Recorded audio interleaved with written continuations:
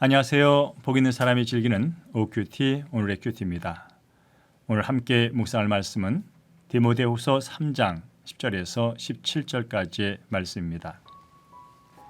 나의 교훈과 행실과 의향과 믿음과 오래 참음과 사랑과 인내와 박해를 받음과 고난과 또한 안디옥과 이고니온과 루스트라에서 당한 일과 어떠한 박해를 받은 것을 네가 과연 보고 알았거니와 주께서 이 모든 것 가운데서 나를 건지셨느니라. 무릇 그리스도 예수 안에서 경건하게 살고자 하는 자는 박해를 받으리라. 악한 사람들과 속이는 자들은 더욱 악하여져서 속이기도 하고 속기도 하나니 그러나 너는 배우고 확신한 일에 거하라. 너는 네가 누구에게서 배운 것을 알며 또 어려서부터 성경을 알았나니 성경은 능히 너로 하여금 그리스도 예수 안에 있는 믿음으로 말미암아 구원에 이르는 지혜가 있게 하느니라. 모든 성경은 하나님의 감동으로 된 것으로 교훈과 책망과 바르게 함과 의로 교육하기에 유익하니 이는 하나님의 사람으로 온전하게 하며 모든 선한 일을 행할 능력을 갖추게 하려 함이라. 아멘. 네, 본문의 말씀을 간략하게 먼저 요약합니다.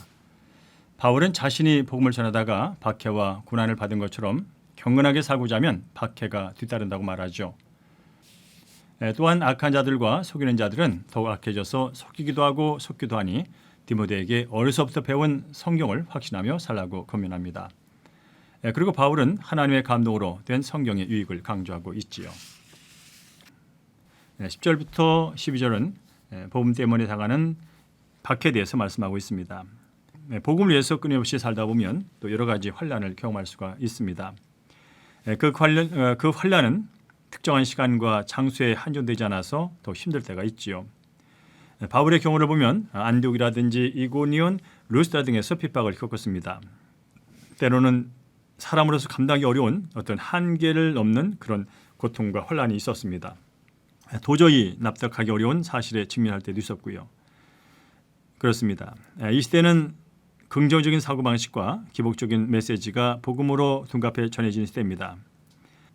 이런 상황에서 의로운 삶을 추구하고 있음에도 불구하고 환난을 연수로 만나게 된다면 어떻게 설명할 수 있겠습니까? 이 영적인 딜레마를 풀 수 있는 열쇠는 바로 12절입니다. 무릇 그리스도 예수 안에서 경건하게 살고자 하는 박해를 받으리라 하는 말씀입니다. 경건하게 살고자 하는 자는 세상을 대적하고 하나님 말씀에 순종해야 하기 때문에 당연히 핍박을 받게 되는 것이죠. 그러나 하나님은 이러한 환난을 겪는 자들과 함께 하시면서 그들을 끝까지 반드시 보호해 주십니다. 하나님의 약속은 확실함으로 우리가 겪게 되는 환난을 넉넉히 이겨낼 수 있다는 것을 잊지 않고 오늘도 참 신앙을 갖고 승리한 여러분 되기를 주의 이름으로 축원합니다.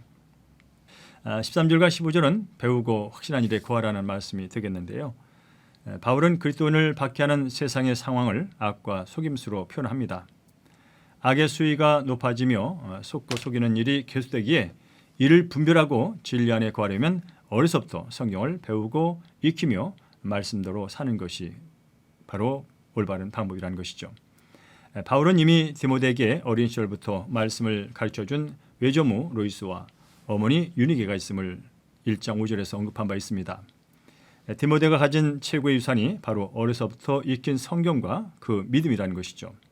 그러나 그동안 배우고 익힌 말씀이라도 다 안다고 자만하지 말고 매일매일 말씀의 묵상을 통해서 되새겨야 하는 것입니다. 늘 말씀 안에 거하면 어떤 어려운 상황에서도 구원에 이르는 지혜를 얻을 수가 있게 되고요. 또 성령께서 주시는 힘을 가지고 승리하게 되는 줄로 믿습니다. 16절과 17절은 우리가 잘 알고 있는 성경의 유익에 대해서 말씀하고 있습니다. 바울은 성경을 읽을 때 하나님의 감동, 즉 성경이 하나님의 영감으로 쓰여진 사실을 늘 염두에 두라고 말씀하죠.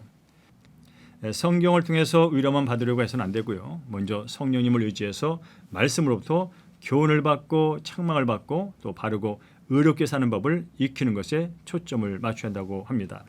왜냐하면 그래야 영적인 유익이기 때문에 그렇지요.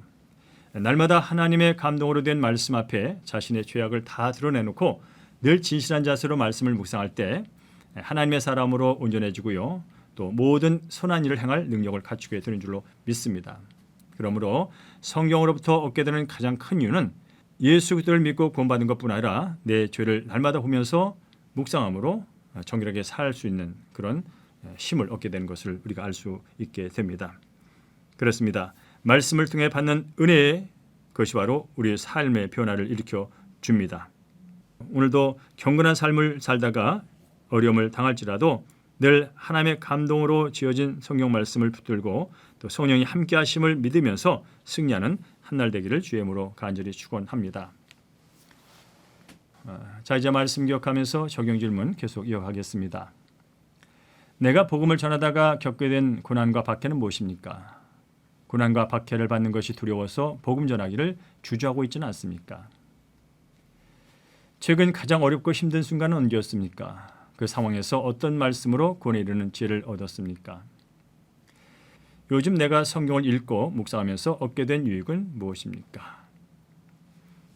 자, 이제 함께 기도합니다.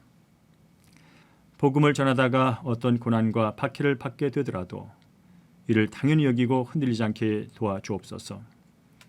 오늘 하루도 말씀을 가까이하여 배우고 익히며 묵상함으로 구원에 이르는 지혜를 얻게 하여 주시옵소서.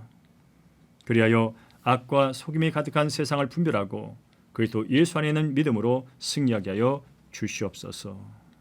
우리 주 예수 그리스도 이름으로 축복하며 기도합니다. 아멘.